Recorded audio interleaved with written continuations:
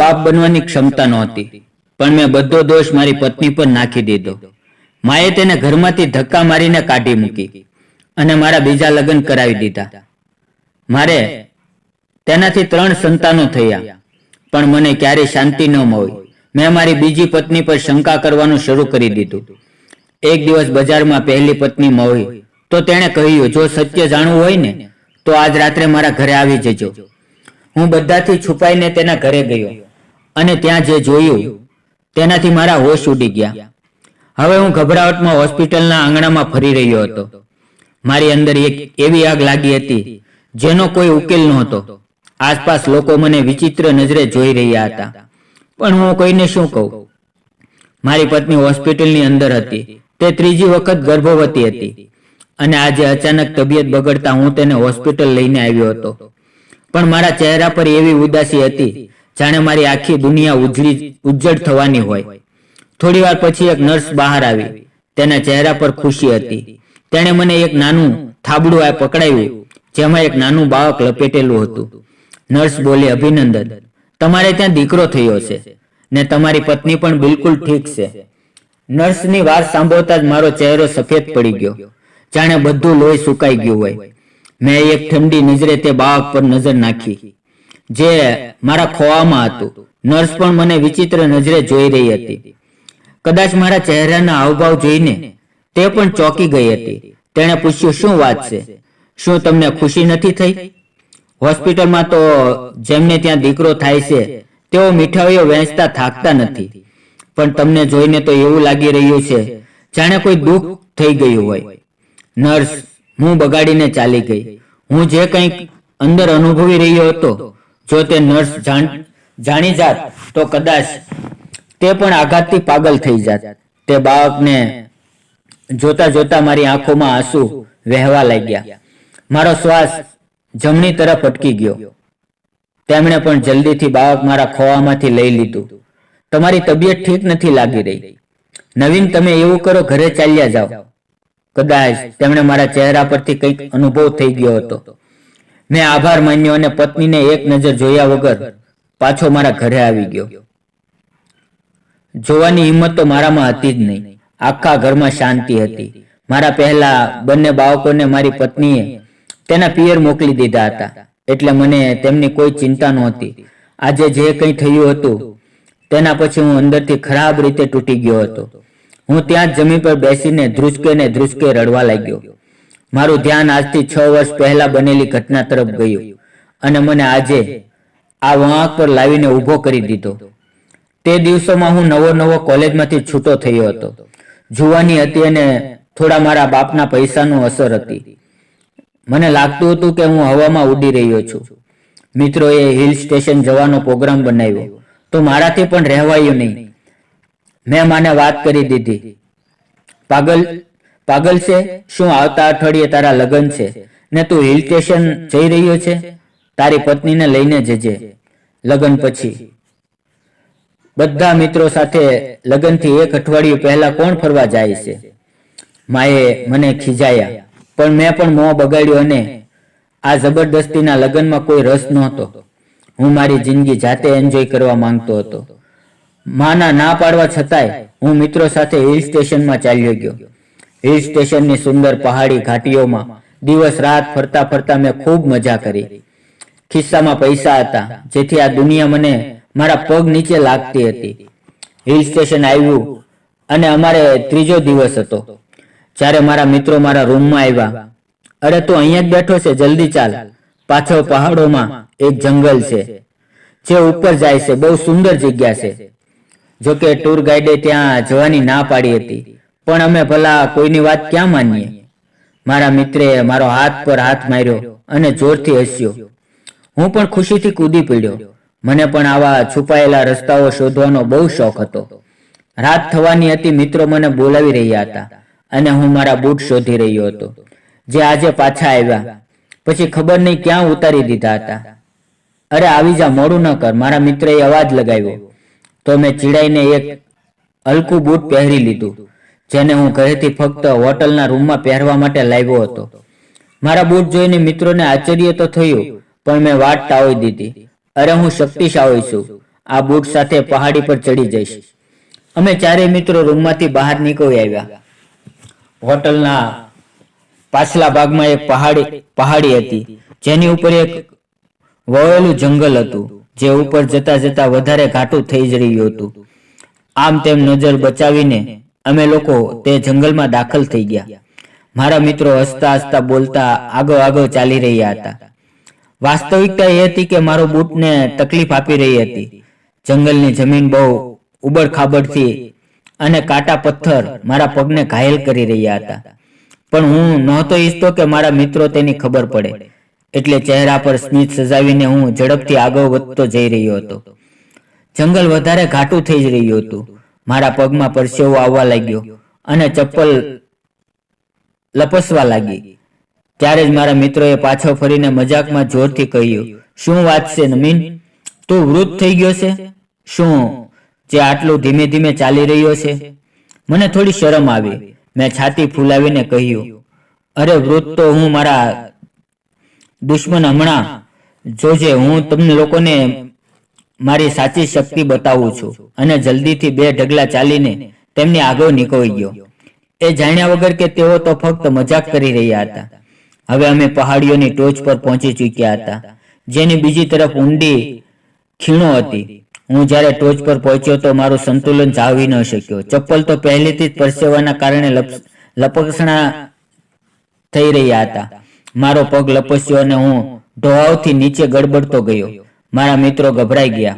તેઓ તો ફક્ત મને ડરાવવા માંગતા હતા, પણ મને આ રીતે ઝાડ સાથે અથડાતો પડથરાતો જોઈ તેઓ પણ ગભરાઈ ગયા અને મારી પાછળ નીચે આવવા લાગ્યા. પણ મારી ગતિ બહુ તેજ હતી. ઊંચા પથ્થર અને ઝાડ મારી સાથે અથડાતા રહ્યા અને મારું આખું શરીર જાણે હલ્લી ગયું. ઢોરાઓમાં ગબડતો અચાનક હું એક મોટા પથ્થર સાથે જોરથી અથડાયો. જેવો જ મારું આખું શરીર પથ્થર સાથે અથડાયું, મને અને મારા અંદર એક વિચિત્ર અનુભવ થયો. એવું લાગ્યું જાણે કોઈએ પહાડ નીચે મારું અસ્તિત્વ કસડી નાખ્યું હોય. સૌથી વધારે દુખાવો શરીરના નીચેના ભાગમાં થઈ રહ્યો હતો. મારા મોંમાંથી સિંચ નીકળી ગઈ અને મારા હોશ ગુમાવતા અનુભવ થયો. કદાચ રાતની અંધારી હતી અથવા હું બેભાન થઈ ચૂક્યો હતો, કારણ કે જ્યારે આગલી વખતે મને હોશ આવ્યો તો હું હોસ્પિટલની પથારી પર હતો. મારું શરીર દુખાવાથી તૂટી રહ્યું હતું. મારી આસપાસ મિત્રોના શરમથી ઝૂકેલા ચહેરા દેખાઈ રહ્યા હતા. મારા બંને પગ પર પ્લાસ્ટર ચડાવેલું હતું, પણ એક બીજી પણ તકલીફ હતી, જે વર્ણોએ બહાર હતી. મારી સહનશક્તિથી ડોક્ટર આવ્યો તો તેના ચહેરા પર સફેદ પડી ગયો હતો. મારા ઘરવાળાઓને સૂચના આપી દેવામાં આવી હતી, પણ હું પરેશાન હતો. ડોક્ટર સાહેબે મને બહુ જ તકલીફ થઈ રહી છે, કોઈ ટેકો આપી દો. મેં ડોક્ટરને વિનંતી કરી. તેણે મારા ખંભા પર હાથ મૂક્યો અને બોલ્યા, "તકલીફ તો થશે, તમારું આખું શરીર ખરાબ રીતે ઘાયલ થયું છે, ઘણી નળીઓ કચડાઈ ગઈ છે. 1 અઠવાડિયામાં તું ઠીક થઈ જઈશ." મારા મગજમાં જાણે ધડાકો થયો. 1 અઠવાડિયા પછી તો મારા લગ્ન હતા. પણ તે ક્ષણે મારી નજર મારા મા-બાપ પર પડી, જે પરેશાન ચહેરા સાથે હોસ્પિટલમાં દાખલ થઈ રહ્યા હતા. મારી માએ મને ચુંબન કર્યું, પણ કોઈએ કાંઈ કહ્યું નહીં. કદાચ તેમને અનુભવ થઈ ગયો હતો કે મને પહેલેથી જ બહુ નુકસાન થઈ ચૂક્યું છે. મારી મા-બાપે મારા લગ્ન આગળ ઠેલવી દીધા. મારા સાસરિયા સારા અને શરીફ લોકો હતા. તેમણે મારી ખરાબ સ્વસ્થ જોઈને દબાણ ન આપ્યું, પણ પોતે પણ પરેશાન થઈ ગયા હતા. થોડા મહિના પસાર થયા અને મેં મુશ્કેલીથી ટેકા સાથે ચાલવાનું શીખી લીધું.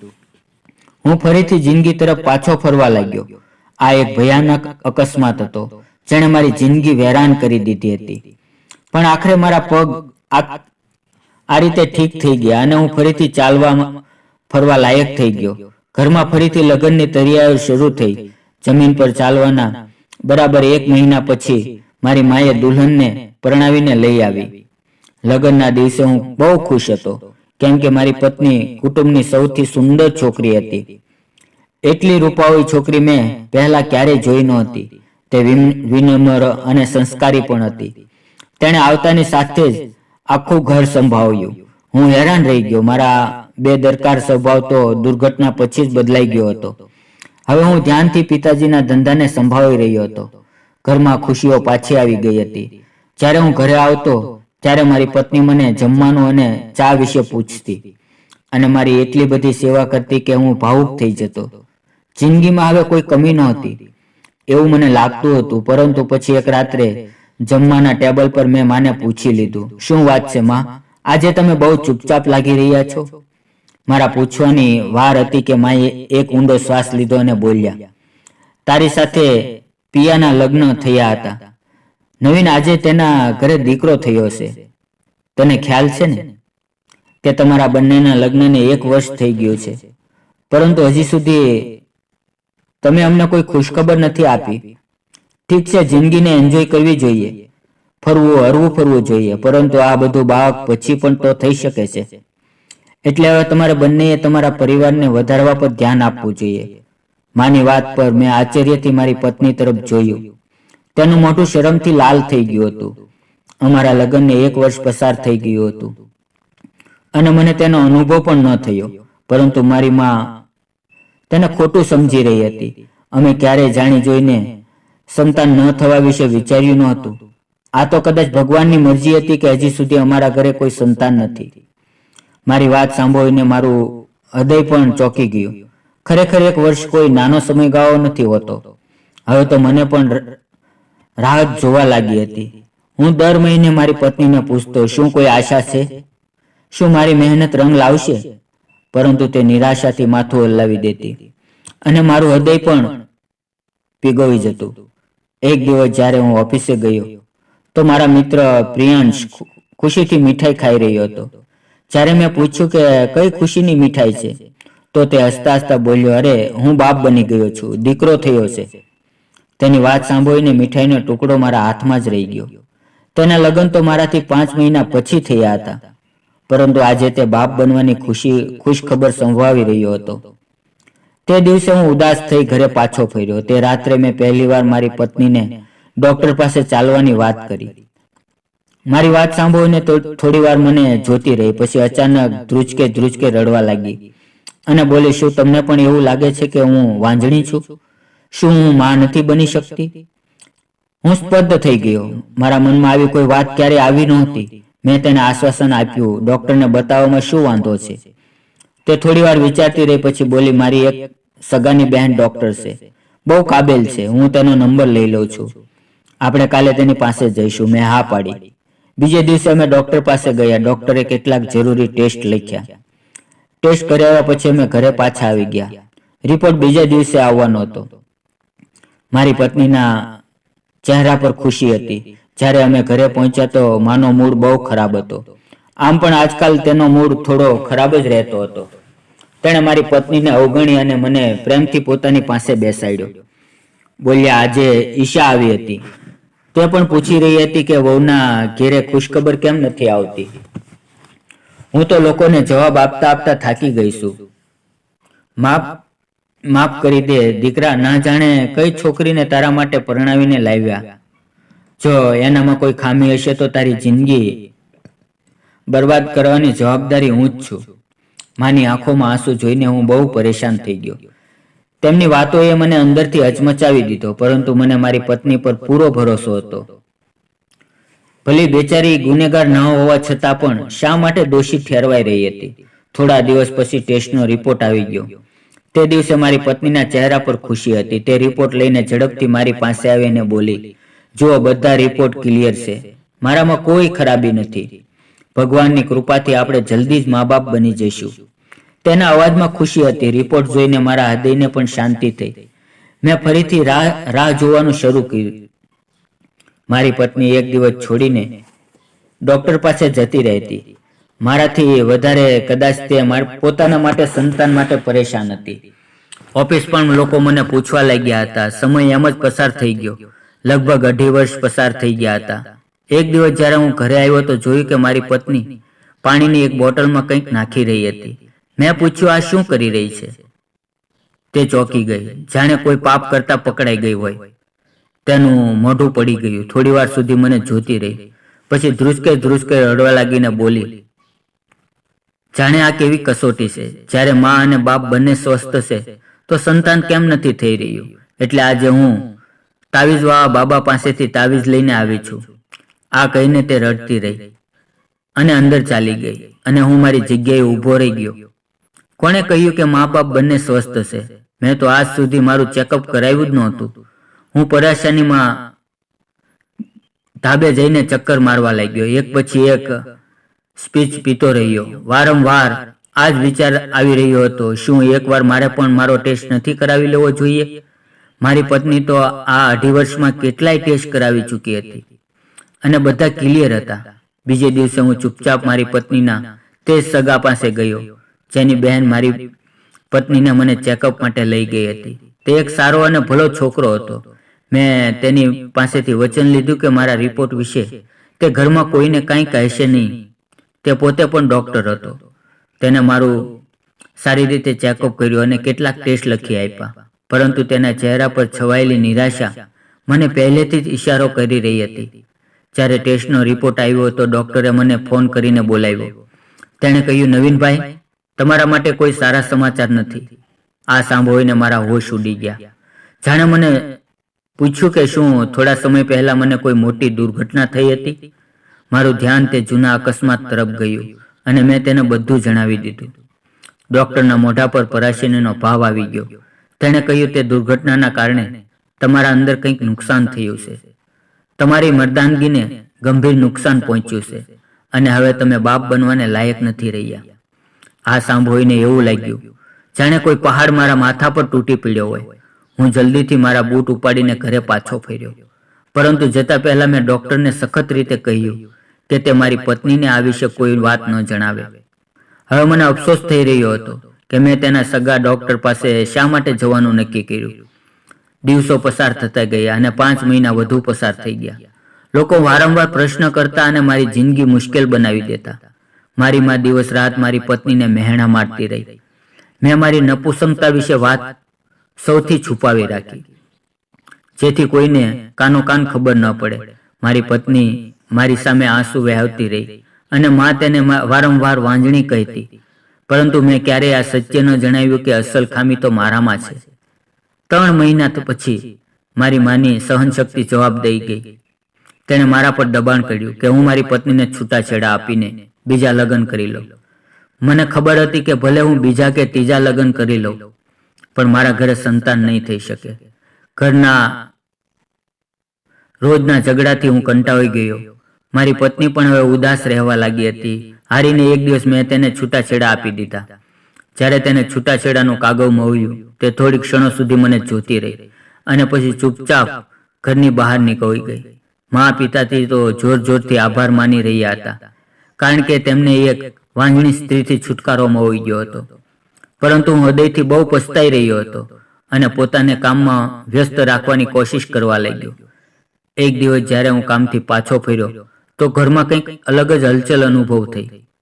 માં કોઈ મહેમાન સાથે હસતા હસતા બોલતા દેખાયા. તે મહેમાન બીજું કોઈ નહીં, મારી પત્ની ચેતાલીની બહેનની દીકરી હતી. માં સાથે એક સુંદર છોકરી પણ બેઠી હતી જે ખૂબ જ જુવાન હતી.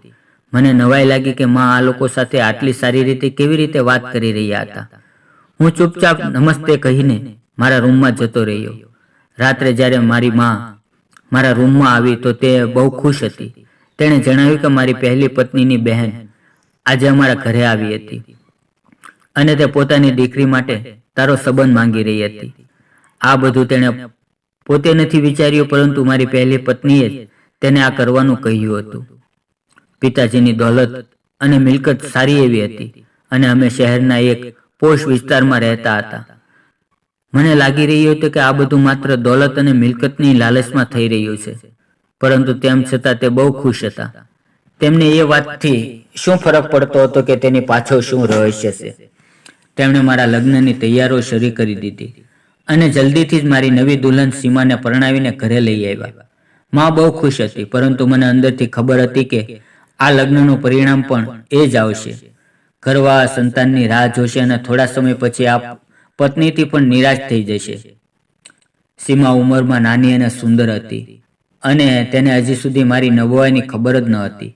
એટલે જ તે મારા પર ખૂબ પ્રેમ વરસાવતી હતી.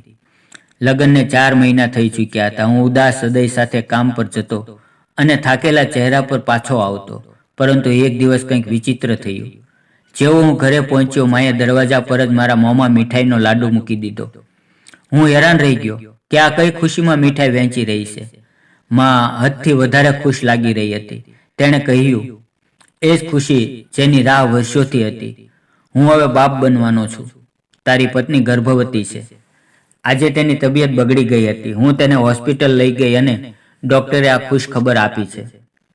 માને લાગ્યું કે હું ખુશીથી નાચી ઉઠીશ, પરંતુ હું તો ત્યાં સ્તબ્ધ ઊભો રહી ગયો. મને મારી ખામીની સારી રીતે ખબર હતી. તો સીમા કેવી રીતે ગર્ભવતી હોઈ શકે? સામે સીમા ઊભી હતી. તેના ચહેરા પર એક શરમાવ સ્મિત હતું, પરંતુ મારી આત્માને જાણે કોઈએ છીરી નાખી હોય. જો તે ગર્ભવતી હતી તો તેનો મતલબ સાફ હતો. તેનું ચારિત્ર્ય શંકાના દાયરામાં હતું. મને તેના પર ઊંડી નફરત મહેસૂસ થઈ. પરંતુ હું ક્યાં માટે બધાને કહું કે હું તો મર્દ જ નથી, મારાથી સંતાન નહીં થઈ શકે? પથ્થર હૃદય બનીને હું મારા રૂમમાં જતો રહ્યો. માએ સીમાને ખૂબ જ પ્રેમ આપ્યો. આખા 9 મહિના ઘરમાં તે જ આવનાર સંતાનની વાતો થઈ રહી હતી. જ્યારે પણ હું તેને ઉલ્લેખ સાંભળતો તો એવું લાગતું જાણે કોઈ મને ઉકળતા પાણીમાં નાખી રહ્યું છે. હું ઉઠીને ત્યાંથી ચાલ્યો જતો. સીમા સાથે વાતચીત લગભગ ખતમ થઈ ગઈ હતી. મને તો તેના પર ખૂબ ગુસ્સો આવતો હતો, પરંતુ હું મારી નબળાઈને જાહેર ન કરી શકતો. આખરે 9 મહિના પસાર થઈ ગયા અને સીમાએ એક સુંદર દીકરા દીકરીને જન્મ આપ્યો. તેને ખોળામાં લઈને હું એ જ વિચારતો રહ્યો કે હવે મારે કોઈ બીજાના સંતાનને મારું નામ આપવું પડશે. ઘરવાળા ખૂબ ખુશ હતા અને હું ઈચ્છવા છતાં પણ ચૂપ રહી ગયો. પરંતુ માત્ર 5 મહિના પછી સીમા ફરીથી ગર્ભવતી થઈ ગઈ. આ વખતે તો મારું મન થયું કે હું તેને થપ્પડ મારું, છૂટાછેડા આપી દઉં અને તેને ઘરમાંથી કાઢી મૂકું. હું તેની સાથે બરાબરથી વાત પણ નહોતો કરતો. બાળકને પણ પ્રેમ નહોતો આપતો. બધા ઘરવાળા હેરાન હતા કે આખરે મને શું થઈ ગયું છે. સીમા પણ પરેશાન હતી અને તે જ પરેશાનીમાં તેણે મારી દીકરીને જન્મ આપ્યો. હવે તો મેં પરિસ્થિતિ સાથે સમાધાન કરી લીધું હતું. મને ખાતરી થઈ ગઈ હતી કે સીમા મને છેતરી રહી છે, કોઈ બીજા મર્દ સાથે સંબંધ રાખી રહી છે. પરંતુ જો હું તેનું રહસ્ય ખોલું તો હું પોતે પણ બેનકાબ થઈ જાઉં. મેં શાંતિ ઓઢી લીધી. જ્યારે તે ત્રીજી વખત ગર્ભવતી થઈ તો મને પોતાની જાત પર શરમ આવવા લાગી. તે 9 મહિનામાં કેવી રીતે પસાર કર્યા તે માત્ર હું જ જાણું છું. અને આજે 9 મહિના પછી સીમાએ ફરી એક દીકરાને જન્મ આપ્યો. મારા રૂમમાં બેસીને હું ધ્રુજકે રડવા લાગ્યો. મને ખબર હતી કે મારી પત્નીનો ચારિત્ર્ય યોગ્ય નથી, પરંતુ તેમ છતાં હું મજબૂર હતો કોઈ બીજાના બાળકોને ઉછેરવા પર. કદાચ તે રાત્રે હું મારી જિંદગીથી વિદાય લઈ લેતો, પરંતુ ત્યારે જ મારા ખિસ્સામાં રાખેલો મોબાઈલ વાગવા લાગ્યો. મેં ફોન કાઢ્યો અને નંબર જોયો તે મારી પત્ની ચેતાલીનો નંબર હતો. છૂટાછેડા પછી આજે પહેલી વાર તેણે મને ફોન કર્યો. હાથ ધ્રુજી રહ્યા હતા. જ્યારે મેં ફોન ઉપાડ્યો અને કાન પર લગાવ્યો તો તે મને બાળકની વધાઈ આપી રહી હતી. મને એવું લાગ્યું જાણે તે મારા પર ગુસ્સે કરી રહી હોય. અને પછી હું ચોંક્યો. તે મને તેના ઘરે આવવાનું કહી રહી હતી. હું જાણું છું નવીન, તું કેમ પરેશાન છે. તારી પરેશાનીનો ઉકેલ માત્ર ને માત્ર મારી પાસે છે, તે કહી રહી હતી. અને હું જાણે કોઈ રિમોટની જેમ ઉઠીને મારી ગાડીમાં બેસી ગયો. થોડી જ વારમાં હું તેના ઘરમાં હતો.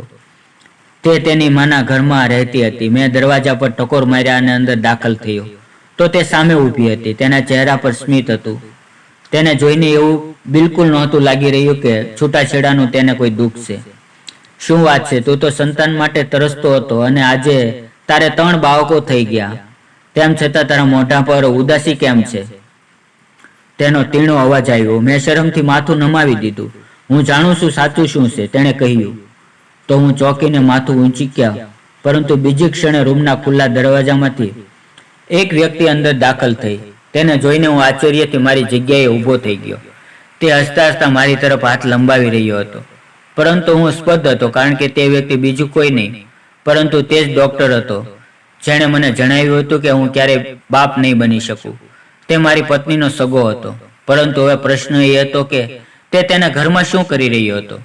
મારી પત્ની તેની સાથે ખૂબ જ નિખાલસ અંદાજમાં મોવી રહી હતી, જાણે તેમણે વચ્ચે કોઈ જૂનો અને ઊંડો સંબંધ હોય. ચોક્કસ તું એમને બંનેને સાથે જોઈને હેરાન થઈ રહ્યો હોઈશ, અને ઘણી વાતો એવી જ છે જે તને ખબર જ નથી. કદાચ હું તને આ વાત ક્યારે પણ ન જણાવત, પરંતુ હવે મને તારા પર દયા આવે છે. નવીન, મારી પત્ની કહી રહી હતી, અને હું સ્પષ્ટ બેઠો તેની વાત સાંભળી રહ્યો હતો. તારા સાથે લગ્ન નહોતા કરવા માંગતી, બલકે હું તો મારા પિતરાઈ ભાઈને પ્રેમ કરતી હતી, જે આ સમયે તારી સામે બેઠો છે. પરંતુ મા બાપે તારું ઊંચું સ્ટેટસ અને મિલકત જોઈને મારા લગ્ન તારી સાથે કરાવી દીધા. લગ્નના પહેલા જ દિવસે મેં આ નિર્ણય લીધો હતો કે હું સંતાન નહીં પેદા કરું અને જલ્દી તારાથી છૂટાછેડા લઈ લઈશ. તારું મોઢું જોઈને મને ખૂબ ગુસ્સો આવતો હતો, કારણ કે તું તે વ્યક્તિ હતો જેના કારણે મારો પ્રેમ મારાથી છૂટી ગયો હતો. જ્યારે તમે લોકો સંતાન માટે પરેશાન થવા લાગ્યા તો મેં જાણી જોઈને તને મારા એક સગા ડોક્ટર પાસે લઈ ગઈ, જે મારી અને મારા પ્રેમીની પ્રેમથી પરિચિત હતો. તેણે તે જ કહ્યું હતું જે મેં તેને કહ્યું. મેં પોતે તો ગર્વ ન ટકે એવી દવાઓ ઉપયોગ કર્યો, પરંતુ તેણે તને એ ન જણાવ્યું. બસ એટલું કહ્યું કે આ ભગવાન તરફથી મોડું છે. મને ખબર હતી કે એકનો એક દિવસ તું કોઈ પુરુષ ડોક્ટર પાસે જરૂર જઈશ, એટલે મેં તે બહાનેથી તને મારા કનિષ્ઠ સાથે મુલાકાત કરાવી અને જાણી જોઈને કહી દીધું કે તું બાપ નહીં બની શકે, જ્યારે કે એવું કંઈ ન હતું. હવે તને લાગે છે કે તારી વર્તમાન પત્નીથી જે બાળકો છે તે તારા નથી, જ્યારે કે આ એક જૂઠ છે. તે બાળકો તારા જ છે. તારાથી છૂટાછેડા લીધા પછી મને તારા પર અફસોસ થયો. તું અમીર હતો અને સારા આચરણવાળો માણસ પણ, એટલે મેં મારી બહેનને કહીને તેની દીકરીનો સંબંધ તારી સાથે કરાવી દીધો. હવે તારા બીજા લગ્નને ઘણા વર્ષો વીતી ગયા છે અને કદાચ તને એ ખબર નહીં હોય કે હું અને મારો તે કનીજ હવે પરિણીત છીએ. પરંતુ અફસોસની વાત એ છે કે બધી રીતે ઠીક હોવા છતાં પણ અમારે ત્યાં સંતાન નથી થઈ રહ્યું. કદાચ આ મારી ષડયંત્ર અને ધોકાની સજા છે.